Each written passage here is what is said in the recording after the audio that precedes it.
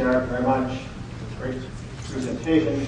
We've been talking now about pensions. We're going to transcend into compensation, which is also a very timely issue, whether or not public employees are adequately compensated. And we're going to start off with Dr. Jeffrey Keefe, who is from New Jersey, Rutgers University.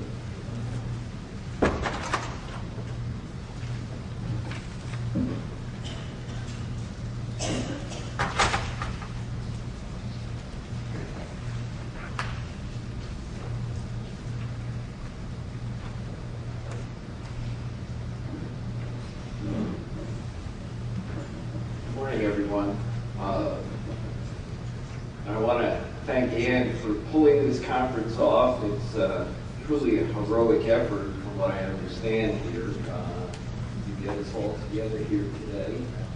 I'm going to speak about whether public employees are overpaid. This has been headlines now for the last year and a half in a variety of states with governors and a variety of political interests raising this question, and that public employees seem to be overpaid.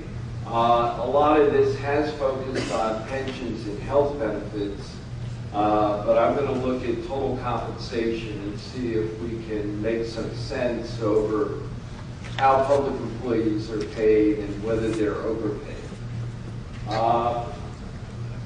As you may recall, earlier this spring we saw over 100,000 people descend on the Capitol of Wisconsin in a debate over the budget repair bill, which in part sought to address employee benefits, but also significantly changed collective bargaining in the state of Wisconsin. And in the first 7 months of 2011, we've seen 13 states significantly reform collective bargaining in ways that are consistent with the argument that public employees are overpaid. So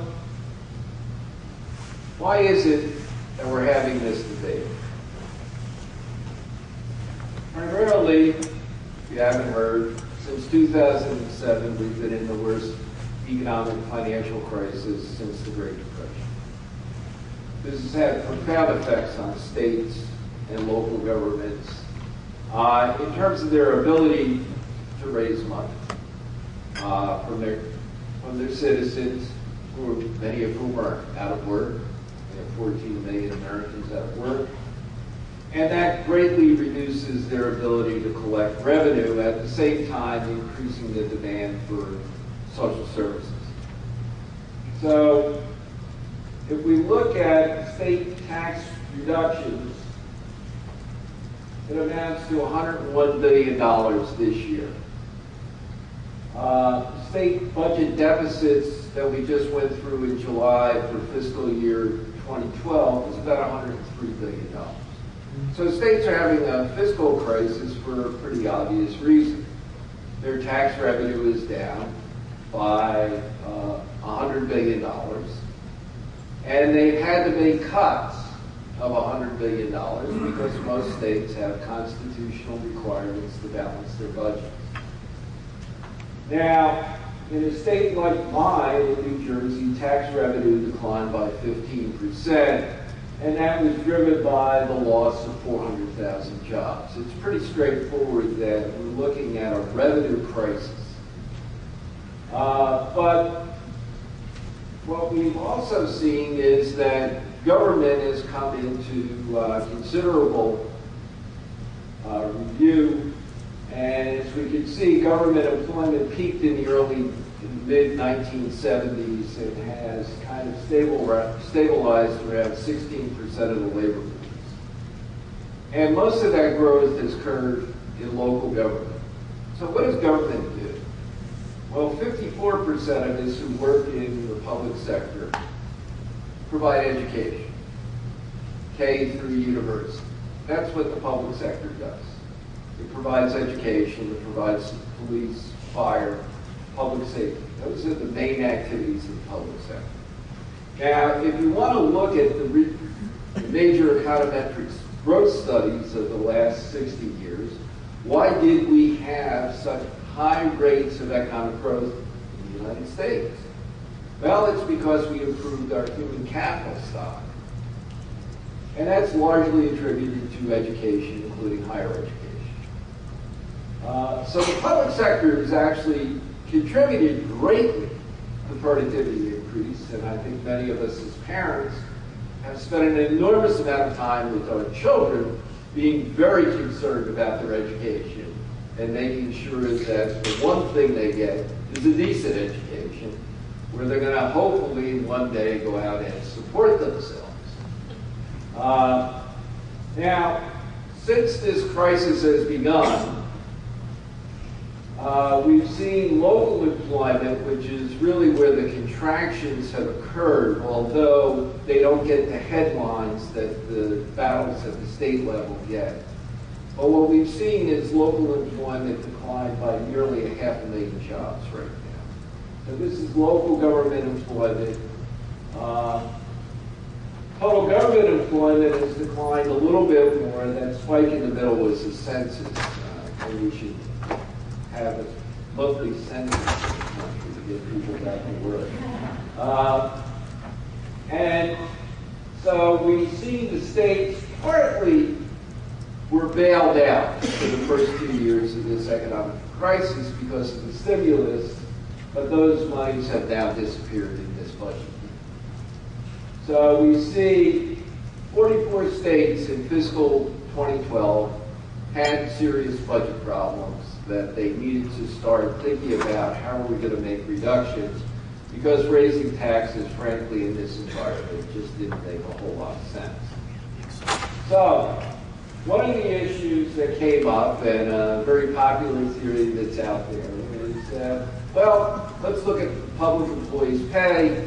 They look like they're overpaid, plus their unions contribute to these Democratic politicians who, when they get elected, are very generous in giving out big pay increases and enhancing their benefits. So to answer this question, I went about trying to get the appropriate data to compare public with private sector employees. I realized that a variety of studies have been done looking at wages, but the real issue here is compensation. It's total compensation. What does it cost to employ a worker? Not what form that compensation takes, but what is the actual cost of employing a worker? So, as you'll see, when we look at earnings, there's no more important characteristic that an employee has than their education level in terms of generating earnings. So a bachelor's degree, someone with a bachelor's degree earns 84% more than somebody without a high school education in the United States, on average. Now, the other thing that stands out about the public sector is that compared to the private sector, 54% of public sector workers have at least a bachelor's degree. So they're much more educated than the 35% who have college degrees in the private sector. So we have a much more educated, so therefore we would expect to see higher pay in the public sector if the returns to education are in any way accurate. So this is using the current population survey data. I've now used 3 distinct data sets to kind of reproduce these results. We look at compensation in terms of wages and in terms of benefits. We'll see that on average, public sector employees earn lower wages than their private sector counterparts when we control for education. However, they have much better benefits. And when we add in benefits, we find that non-college graduates earn more in the public sector. A little bit more, because they have benefits, better benefits than their private sector counterparts. However, when we look at college-educated workers, they actually earn less in the public sector than they do in the private sector. So, unfortunately, while we have lots of data on wages in the United States, we have very few reliable sources on benefits. We think we would try to remedy that given how important benefits are. And there's really only one reliable source, at least in my opinion, for benefits, and it's a series collected by the Bureau of Labor Statistics, which is a part of the U.S. Department of Labor. In a quarterly survey, benefits are very hard to count and value because there is no standardized terminology for benefits. And they actually have to send economists into the field to meet with employers to gather this data. So this is a very expensive survey to do. Mail surveys, phone surveys, internet surveys have all failed in terms of collecting reliable data. So when we look at benefits from the ECEC, the Employer Cost of Employee Compensation, there are two things that stand out about public employees compared to their private sector counterparts. One is they get much better retirement benefits than their private sector counterparts. And their retirement benefits come in the form much more likely to be a defined benefit plan than a defined contribution plan. The other thing, they get much greater resources in their compensation devoted towards their health benefits. So as you can see, employers contribute a great deal more for health benefits in the public sector than they do in the private sector. Now, these are three different data sets that I've used.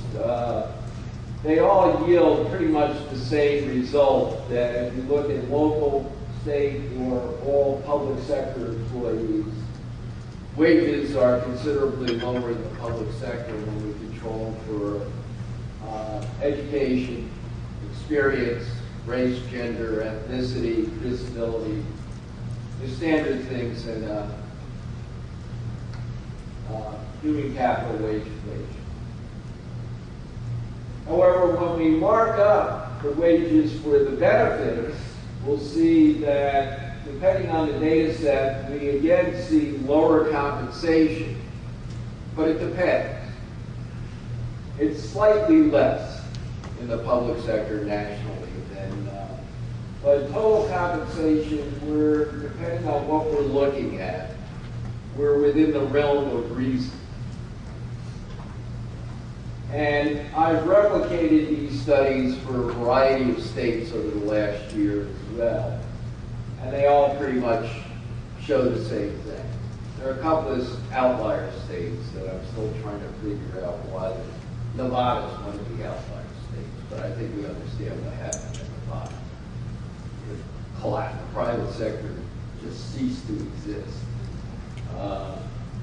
So what does the public think about public employee pay? The public actually has a fairly nuanced understanding of public employee pay. When it comes to collective bargaining issues, the public is fairly sympathetic to collective bargaining for public employees. When you talk to the public about whether public employees should contribute more for their health benefits or their pension benefits, the answer is yes. Significant majority believe they should. Should public employees have a salary freeze for 1 year? The answer is yes. However, should we eliminate the right of public employees for collective bargaining? The answer is no.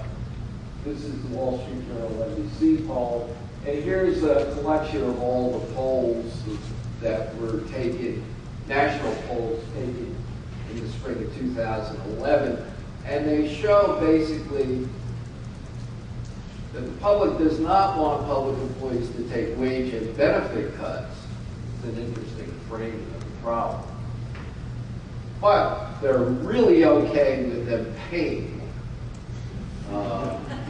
Now, some of us who are public employees who are not getting wage increases, but now are paying substantially more for our health and pension benefits, can't fully understand the difference when we get our paychecks.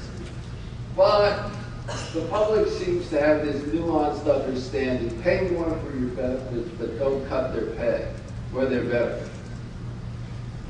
Okay. On the other hand, when it comes to collective bargaining, they seem to support employee rights to engage in collective bargaining in the public sector. So, critiques or omissions. One is that this data fails to account for employment stability, that there should be a compensating wage differential for employment stability in the public sector. Public employees have more stable jobs and private sector employees. However, that's not true this year, by the way.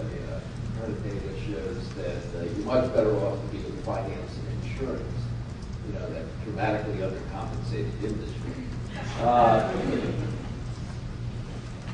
So I ran some wage equations looking for compensating wage differential for employment stability, and basically what a compensating wage differential here would say is that if you were in unstable employment, you should be receiving a premium, and if you have a stable job, you should be receiving a penalty for stability compared to the average. For the life of me, I can't find it. I don't even have to conduct statistical tests to find out. There is no evidence in this data for this stability premium. So when you look at this, finance and insurance should have the largest stability premium penalty, but it has the third largest premium of all the industries that I looked at in the private sector. Accommodation and food services should have the largest instability premium. It's the most unstable industry in terms of employment, but it has the largest penalty when we control for human capital. So the search for compensating wage differentials is often very problematic because there's a multitude of things that affect wages beyond any single attribute of the job. Now, a more likely explanation of why we see stability in the public sector is that unemployment rates really vary by education. This is one of the reasons why we want our kids to get educated. Unemployment for college-educated people is actually quite low, and it's averaged less than 4% over the last decade. However, for those with a high school education,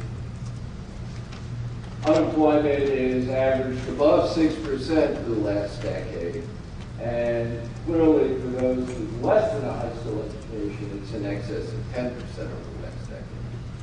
So when we start looking at that, we can just say, okay, what's a rational human resource policy?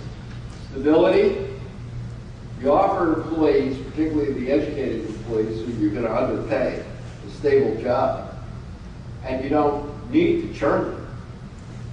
The schools pretty much run every year. Stability pays off. We actually used to do that in the United States when we had full employment from the period 1947 through 1974.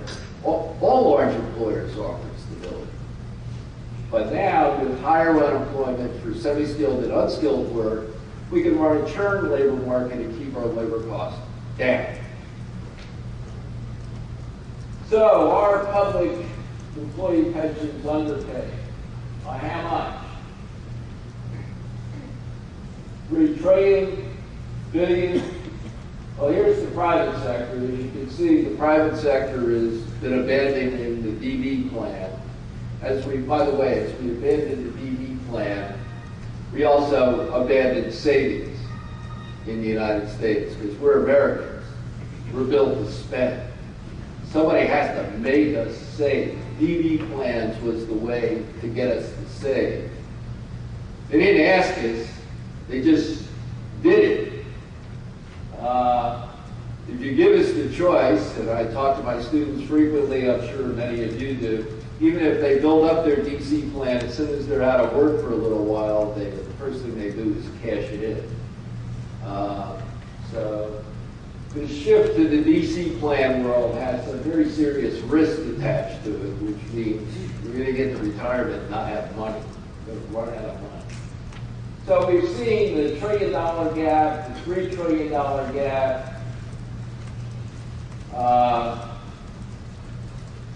So there's a big debate going on around pensions. Pensions have been really come into focus over the last year, and it's a very interesting intersection between law and economics. Its legal issues are, as we've already heard, incredibly complicated when we start thinking about pensions and pension funds. So, how underfunded? Well, they were overfunded 10 years ago. They're underfunded today. How much? What's the appropriate level? We can't even agree what fully funded means. The GAO came out with a pronouncement, 80% is fully funded in the public sector. Now you might say, I thought it would be 100%.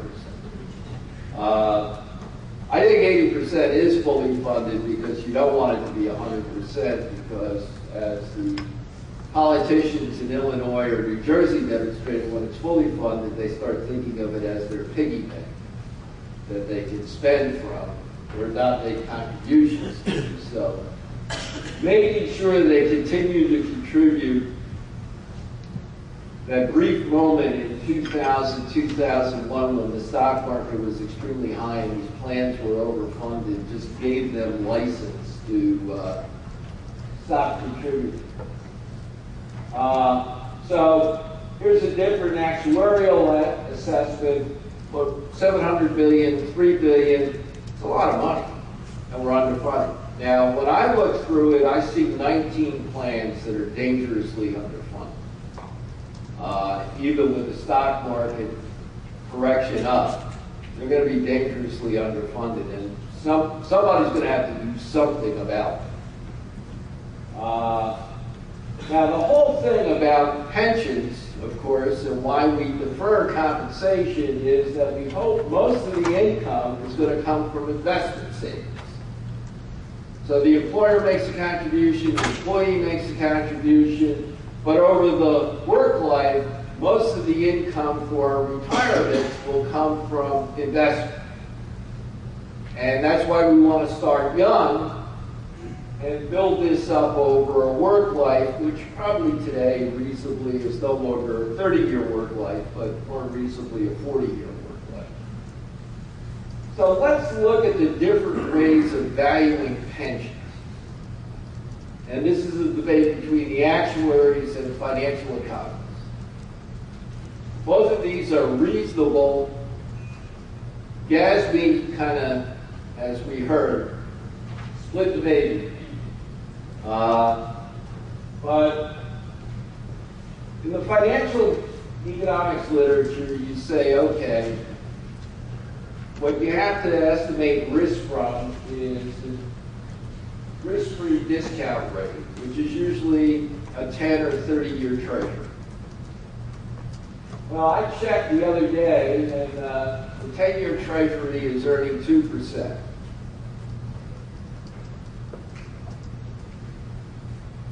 Now, you can invest your retirement savings at 2%, but don't be surprised if there's not a whole hell of a lot there when you retire.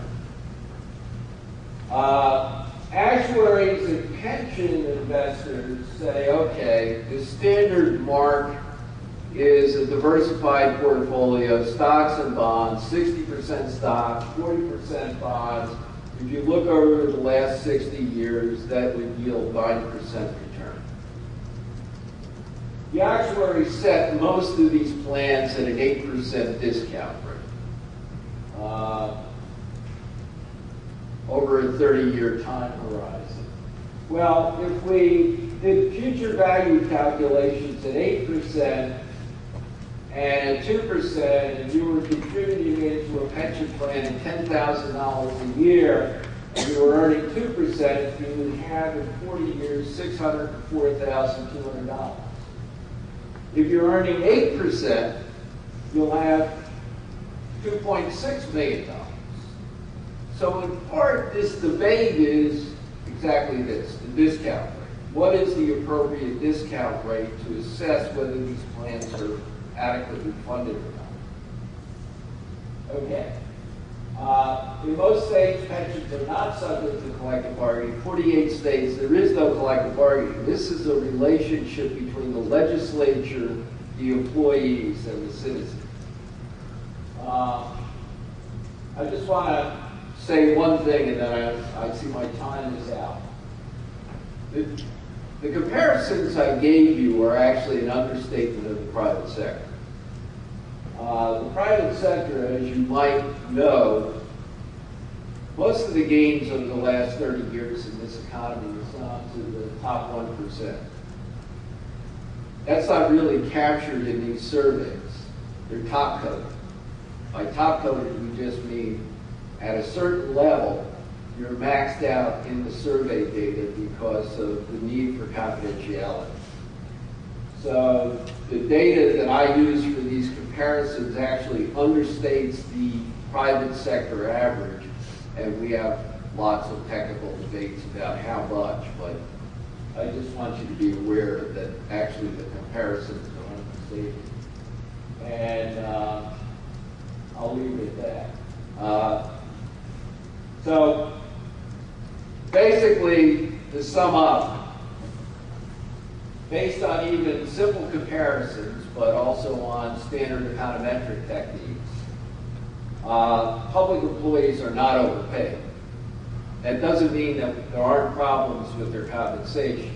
I think we've already heard that there are clearly problems with pensions. Much more to my concern is health care and health insurance, which is not only a public sector problem, and I sit on a state commission that's looking at this, it's everyone's concern. For a basic PPO in the state of New Jersey this year, it's going to cost a family of four $21,000. We experienced in the midst of a serious financial crisis an 11% increase in the cost of health insurance. This is self-insured. These are actual costs. So we've got some really serious compensation issues out there that we don't have a lot of great answers to, but I think just focusing on whether public employees are overpaid, I think what we have is a bunch of middle-class teachers and firefighters and cops. Seems to be a little, our anger and frustration seems to be a little bit off. So thank you very much.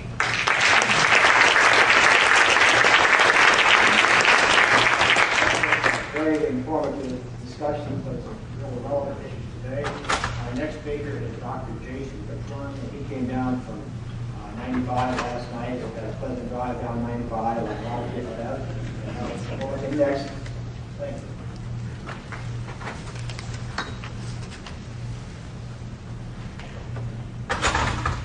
Thank you, Paul.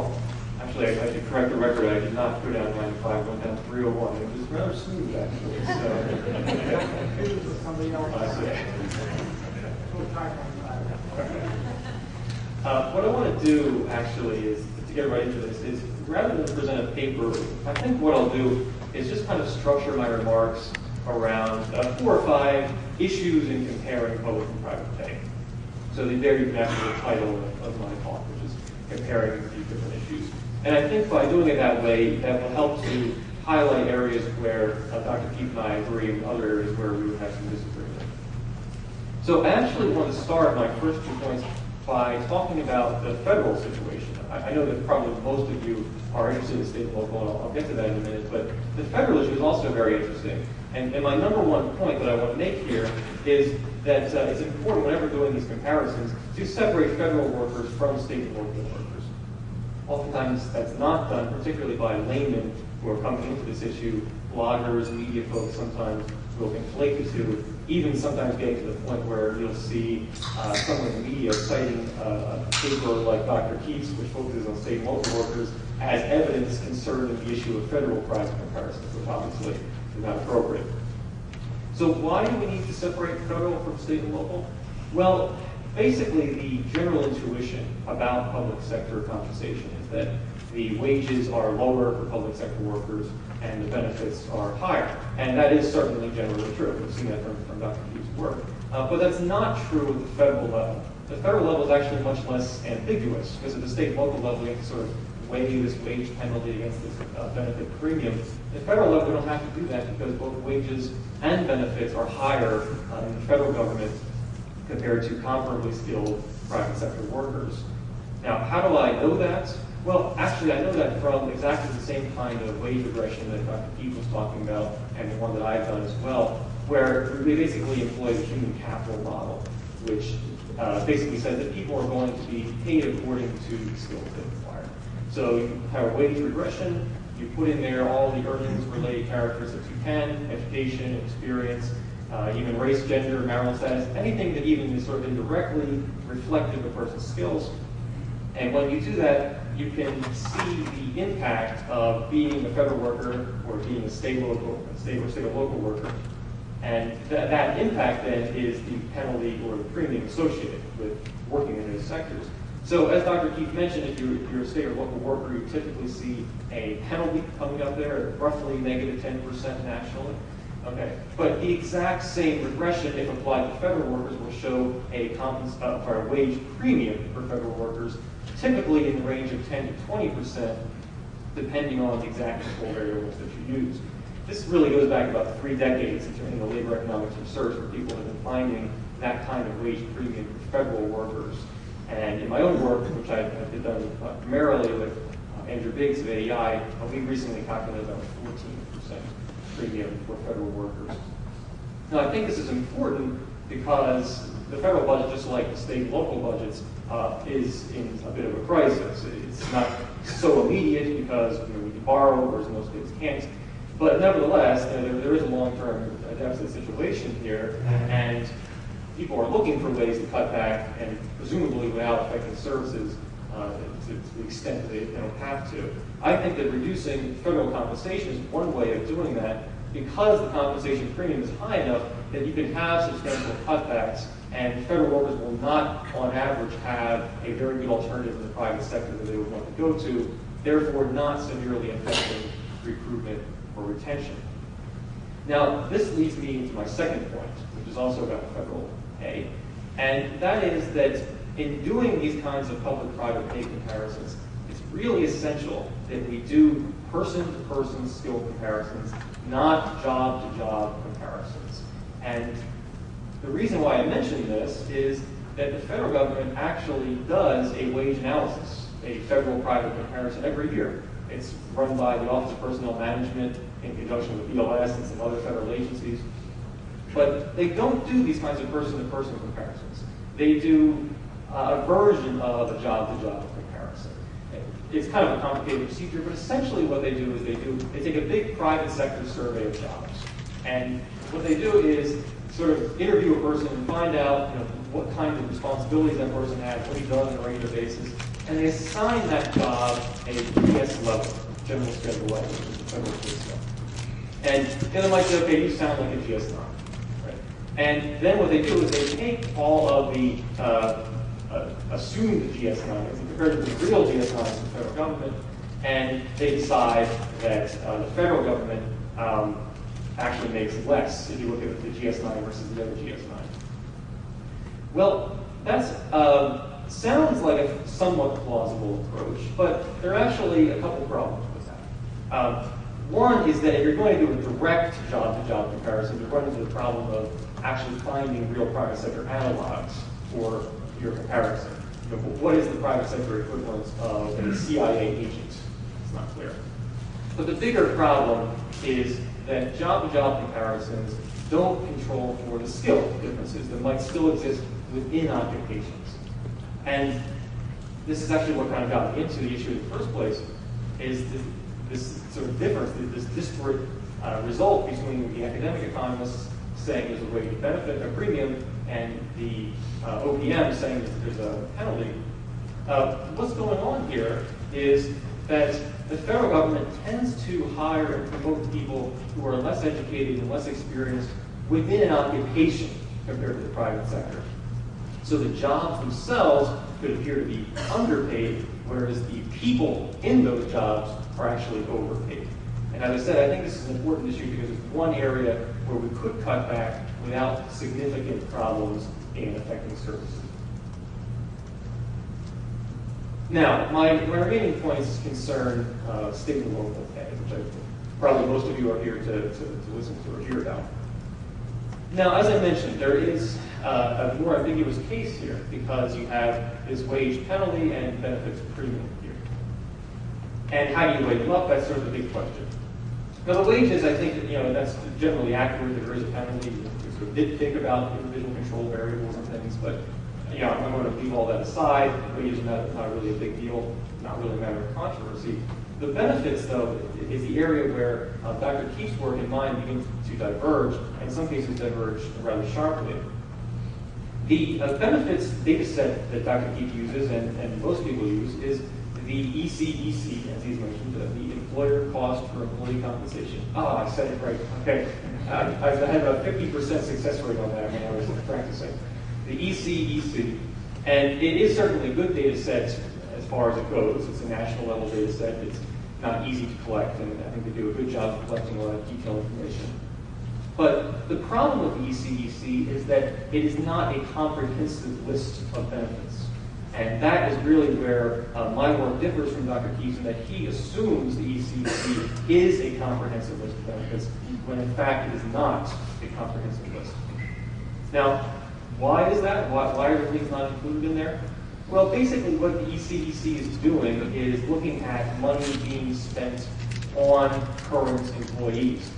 They may not be going directly to them now, maybe like a pension which is going to them after they retire, but it is money for current employees. So any kind of unfunded system, such as retiree health benefits, is not going to be included there. And retiree health benefits are quite a big deal.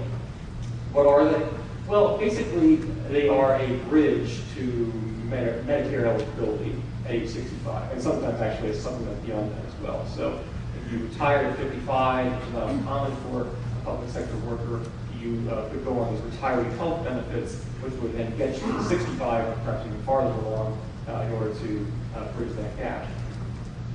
Well, retiree health benefits are something that accrue to workers as they work. So unfortunately, there's no national level data set that's going to tell us exactly how they work, but we do have actuarial reports from certain states, certain localities that we can look at and get a better sense of what's going on. So California is the best example we have. We've both done work on the state, and as I said, the health benefit program there is not pre-funded, so they're not actually putting money aside. But nevertheless, it's a benefit that's being accrued. And after all, what are we trying to do here? We're trying to compare the actual compensation that public workers will receive, not merely what the state happens to be putting away today rather than tomorrow. Now, how much are retiree health benefits worth in California? Well, the California Department of Personnel Administration has looked into this question, fortunately. And what they found is that a worker in California who works a full career with the state government accrues roughly $500,000 worth of retiree health benefits. And this money, if you sort of convert it to the language of benefits that we usually use, which is percent of wages, 4% of compensation. But as a percent of wages, it's about 10% of wages being accrued every year by California public workers. And so, of course, that makes a difference because the Allegretto and Keefe paper, one of Dr. Keefe's papers on public pay, which looked at California, concluded that there was no difference, essentially, between public and private pay in California after controlling for skills. But, of course, they did not include retiree health benefits, and did not include them because the ECEC data did not include retiree health benefits. So if you do include them, it changes the picture. Now, you might ask, does the private sector provide retiree health benefits? The answer is yes, but the problem is it is much less common in the private sector, even among the large companies. And when it is offered, it's considerably less generous. And therefore, although I can't give you a precise difference because there's no good data set that will tell me that, I can certainly say there's a non-trivial difference here between the retiree health benefits being given to public workers versus private. So that's my third point about retiree health benefits. My fourth point is about pensions. Now, pensions can be a difficult issue. We've heard today about the different sort of accounting procedures and all, and those matter for public-private comparisons. They really do matter. What we want to say, so the ideal thing, is that if two people are going to have exactly the same pension benefit, then we want to make sure we assign them exactly the same pension compensation. It makes no sense to say that two people are going to get the same benefit, yet somehow they're getting different pension compensation on an annual basis. Yet that's exactly what the Keefe papers say. That's exactly how that methodology works. Because the ECEC does not look at accruing pension benefits. It looks at what states are putting into their pension programs. And as we've heard today, what they put into those programs bears actually little resemblance to what people will actually get upon retirement.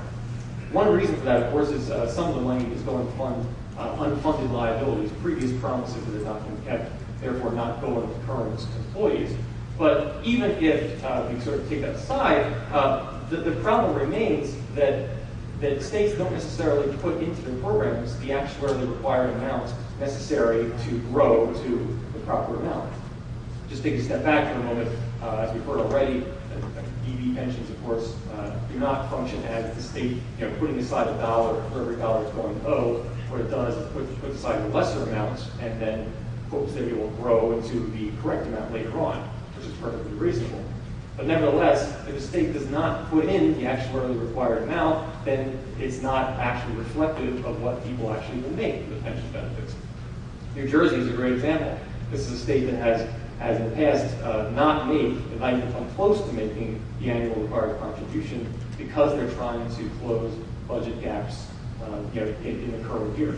And maybe that's a good idea, I don't know. But the point is, benefits are not being reduced even when the state decides not to fully fund its program in any given year.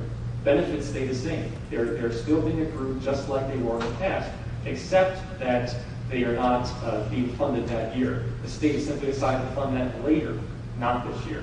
The problem, as I said before, is that the ECEC is only counting what's being put in that pension program that year. So in New Jersey, if New Jersey decides not to fund its pension program that year, it would look like public workers in New Jersey are getting nothing in pensions for that exact reason. But of course, we know they are getting something. They're getting the same thing they got last year. But it would look that way using the ECEC data. Finally, even if we sort of just put aside, whatever the state's actually doing, and actually look at the real benefits being accrued, it's called the normal cost of a pension. Even if we do that, we still have to worry about the discount rate that's being used. Because different discount rates will lead to different amounts of money being put aside each year, even if the benefits are the same. I keep saying that, but I think it's important to make it clear. So take two different workers, person A and person B, and let's say they are going to get exactly the same pension benefits when they retire. But let's say person A lives in a state where they assume 8% discount rate. Person B lives in a state where they assume a 7% discount rate. Well, person A is going to look like he gets less money because the state that assumes 8% discount rate doesn't have to put as much money in every year as the state that assumes a 7% discount rate. So if we just look at what they're putting in that year, or even leaving that aside, we just look at the normal cost without controlling for the actual discount rate being used, we have misleading results. We have people being assigned different pension compensation even when they're getting the same result. Now, there's a big debate, of course, about market valuation of these things. It's worth pointing out that if we try to make constant the discount rate being used across all these plans, and try to compare them to EC plans, well, if we bump that discount rate down to the market valuation rate, which is historically 4%, it's not quite that high now, but if we made it 4%, going from 8% down to 4%, that is going to almost quadruple the annual required contribution that states will have to make to their pensions. But I'm not saying you should definitely use a 4% discount rate, but the fact is that if you're going to try to make it comparable from a market perspective, that's the discount rate you want to use. And so what that does is it basically takes the existing normal cost and almost quadruples it. And that's the number you need to use to then do these public-private comparisons, which, again, is a very large difference from someone who's simply using the ECEC and not making these adjustments. I would like to stop because my time is up. I would like to talk about job security, perhaps in the Q&A or exchange. Thank you.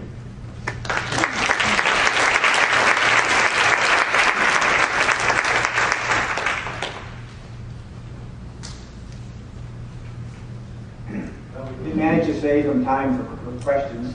Now you can ask any questions if you want to address them to the whole panel or to an individual member of the panel. Go right ahead. They're all here available. Questions? Go ahead. Can you point out the person to whom you're addressing? Do we have to go to a microphone or anything? Is this pull off?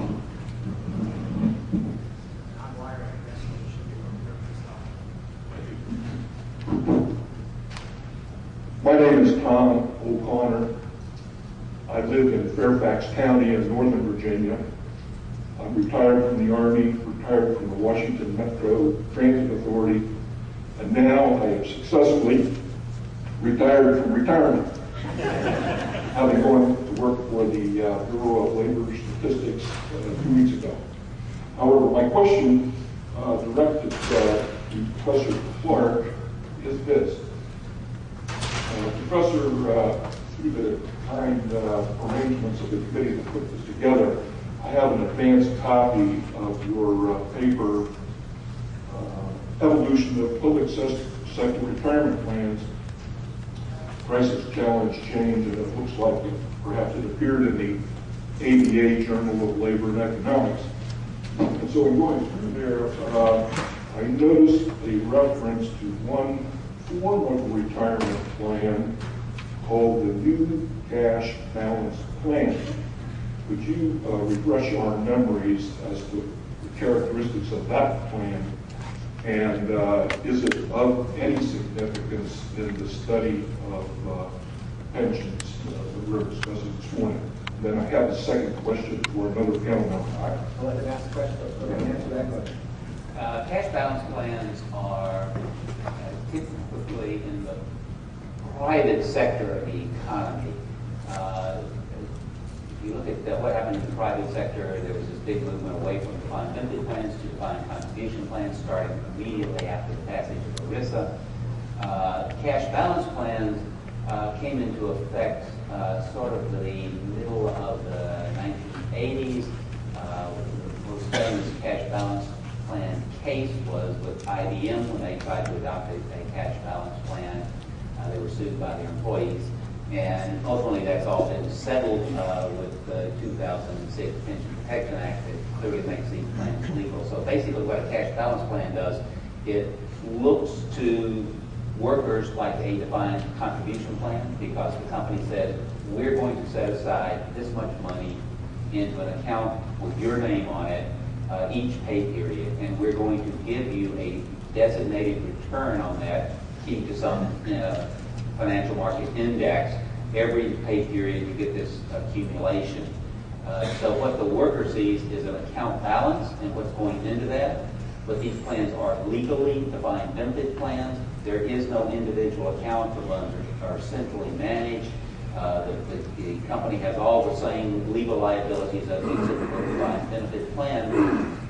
And they are fairly common and increasingly common among large private sector companies. So big companies haven't been going to defined contribution plans, but they have been going to cash balance plans. In the public sector, the only cash balance plan that I know of is in Nebraska. And that's the one plan that I know there. And I think some of the details may be in the paper there about that cash balance plan. But it's basically the employer is saying that we're putting this money into your account. You see it. The account balance grows because of the interest payments and the new contributions. When the worker leaves, that's the lump sum payment they could get. But because they are legally defined benefit plans, the plan has to have an annuity option in it. Do you have a second question? Yes, thank you, Professor. My second question is directed to Dr. Richwine, and that is this. In your comparison of public sector compensation versus private sector, I'd like to ask whether and to what extent profit-sharing plans in the private sector get incorporated into the statistical mix for comparison purposes. If the profit sharing is counted as a bonus, it would be part of supplemental pay, which is included in the current population survey wage data. To the extent that it is not, I would have to look into the extent to which the average private sector worker actually gets something like that. But I can't give you an exact answer. Thank you. Any other questions on this?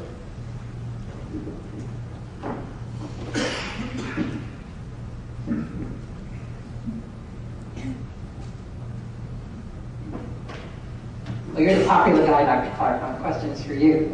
I was intrigued by your discussion of the HR implications of whether you have a DC or DD plan. And intuitively and anecdotally, what I've heard is that when you have a DC plan, it makes it much more difficult to reduce force during a recession because your older, more senior employees who are your higher earners, who are thinking about retiring, watch their DC balances plummet with the stock market and say, I'm not going to retire. And I'm wondering if, whereas if it's a DB plan, that to what they're going to get if they retire, the stock market's irrelevant. I'm wondering if there's any systematic study of that or data of that, and if so, what it shows. I think the short answer is no on the systematic study.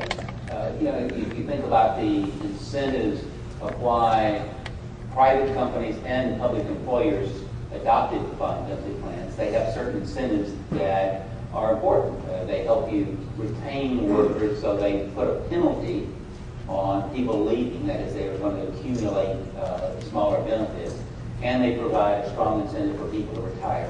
And so if you get the incentives right, defined benefit plans are an effective human resource management tool. If you get the incentives wrong, they can be an impediment to doing a good job.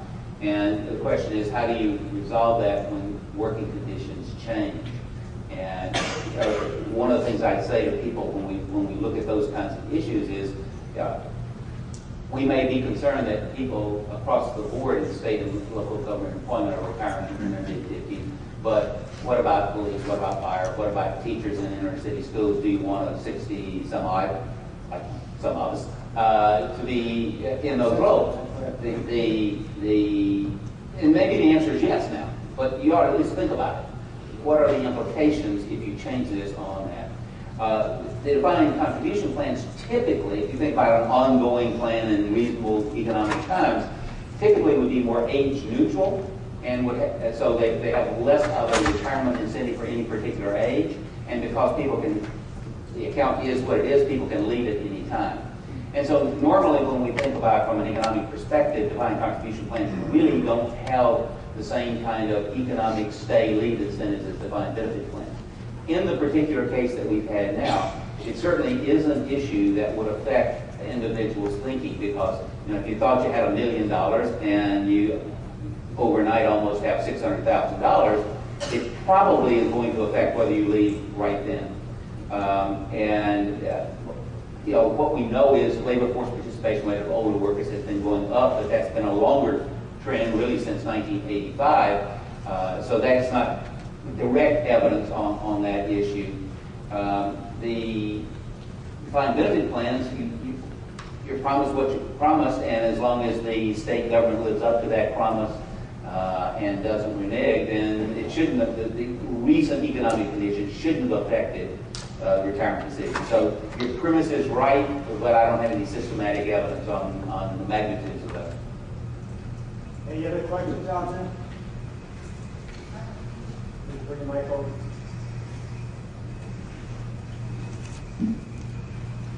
Good morning. My question is for Eric Madiar. The cases that you referred to, Colorado and was it Minnesota? Correct. Where the contractual basis has been teed up, I guess, before the contractual argument is teed up before the court. I'm gathering that in those cases, the only thing at issue is the COLA. But if that's the case, and if the court rules against the employees in that case, would such a, say there is no contract, or, would that then be a basis for the state to change other fundamental aspects of the pension system, like say retroactively change the percentage, or retroactively say if you live past a certain age, we're not going to pay it all? Or I guess that's my question, because isn't the contractual argument the foundation for the whole thing, not just the COLA? Sure. So speaking to Colorado and Minnesota, they did have comprehensive legislation on pensions, and these just happen to be the issues that were teed up in litigation, since it seemed like to be the easiest win for the plaintiffs to go after, for example, in Colorado, the COLA rate, because of the way the case law was set up in Colorado. If you've retired, you got maximum contractual protection under the case law that what's in place when you retire cannot be touched. And so that really became the driving factor for litigation, although they could do other things in Colorado in the reform legislation. But the premise is correct, that all the components of your contract approach that are adversely changed should be subject to litigation and should be subject to a contract clause analysis. Minnesota, however, since they adopt a much weaker approach to protecting pensions, it really turns on what is the employee's reliance on that provision and what's the burden, if you will, on the state to have to meet its obligation. And so what Minnesota has basically done is they've fashioned an out for themselves if the burden is too much. So you have an easier win perhaps in a state like Colorado, but not so much if you're in Minnesota, Connecticut, Rhode Island, and some of these other states with much weaker protection. Good question. Okay. First of all, I'm not a public sector employee, but I'm here representing the Teamsters, while not in Virginia, but in other places they do have public sector employees. And so I'm kind of trying to understand a lot of this, but I'd like to maybe do some apple and oranges, and you can tell me the difference. But I work for a railroad, and a congressional act created the United States Railroad Retirement Board. That retirement system is perfectly healthy for the next 50 years, and let me just tell you some of the things that they pay. When I retire at age 60, with 30 years of service, not only will I get a retirement, not based on my whole employment career, but based on my best 60 months of employment. I could have some months where I work 7 days a week, and if I have 60 of those months, they're going to be the 60 months that they use to calculate my benefit. My wife will get 45% of that, even though she's a teacher here in Virginia, because that act looks at her retirement plan as being a private pension plan, and so they still pay her the 45%. When I die, it ups to 100% until cost of living catches up to it. She won't get any cost of living raises. If there's a younger person who dies before retirement age, and they have young children, those children receive benefits. If I went to work when I was 18 years old, technically I could get married 4 times, leave 3 ex-wives behind. I don't know why I would even think about doing that. But as long as one of those ex-wives ever remarried, they would get a 45% check. We have guys that won't retire because they hate their ex-wife so bad they don't want her to get a check. What is the question?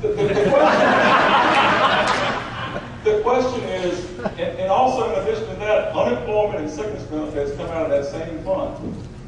My question is, how can one pension fund be in such good sound shape and others be in such disarray when we're all in the same stock market, we're all in the same interest rates? What happened? Who in the panel would like to answer that question? Let me just talk about Illinois. We have 5 pension systems in Illinois for the state. Overall, it's 39% funded. And believe it or not, the General Assembly retirement system is the worst one. It's 27.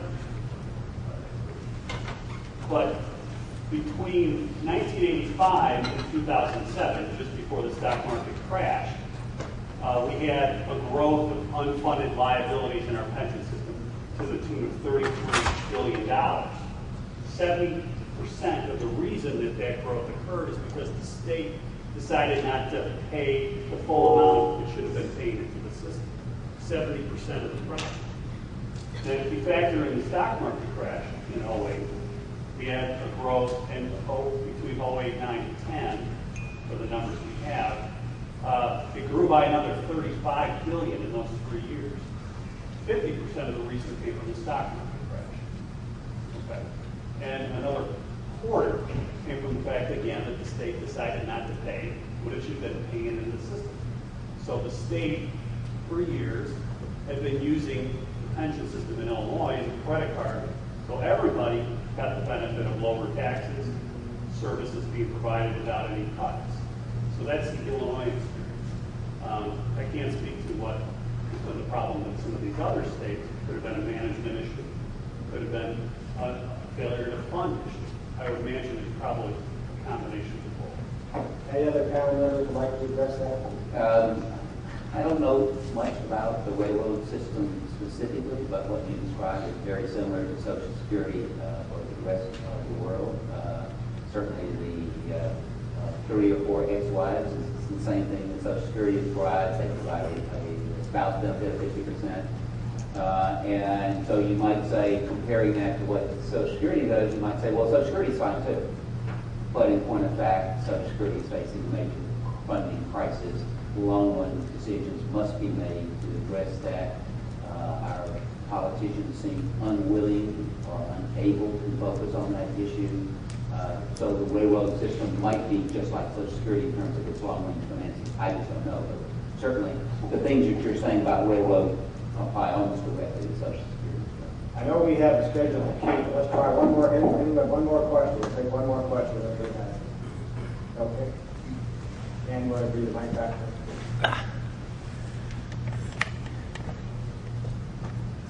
And this will be the last one. I think we'll have to take a break after the break.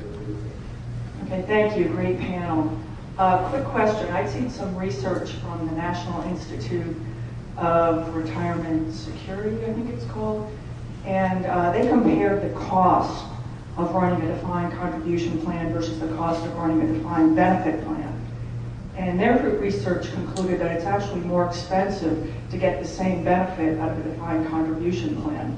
And I wondered if any of you would care to comment on how that factored into states when they compare whether to switch to a defined contribution plan. Well, first you need to look at the assumptions of a report like that and how they got there. I've looked at a number of different reports like that, and oftentimes they make assumptions that guarantee the results that they are presenting. So I was just reading a paper recently, not this one, that said the same thing and cited that paper. And in it, they assumed that DC plans you had to have 20% more because of the risk of longevity, you had to insure yourself for a longer time. Well, basically that's saying that the accumulation of resources over the same work life with the same, so they assume that you have to get 20% more. Well, right away, they bias their results in that direction, that you have to have more that's going to cost more.